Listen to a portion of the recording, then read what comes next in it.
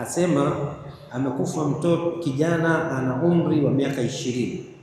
Alikuwa ni mgonjwa katika maisha yake na alikuwa na tatizo la kuanguka kama kifafa vile kila wakati. Hakuweza yeye katika uhai wake kuswali wala kufunga. Je, yajuzu kwa watu wake kumfungia yeye na kumtolea sadaka? Kufunga na kumtolea sadaka? Nini jawabu? Tuanze na sadaka. Wanaweza kumtolea au la? Sadaka tumesema inafaa, la mania min sadaqati anhu, hakuna ubaya kumtolea sadaka.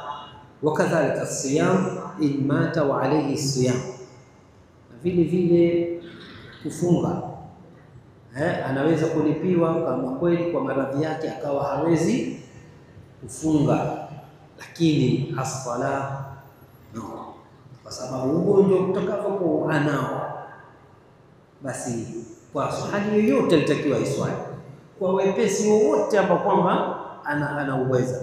Mwisho wa chini kabisa wa kiwango cha chini ndio kupiga takbira 5 mwisho, na huyo ni mtu ambaye kwamba ni ala firash, yuko kitandani, lakini kwa amka aenda anguka, ana uwezo kuswali.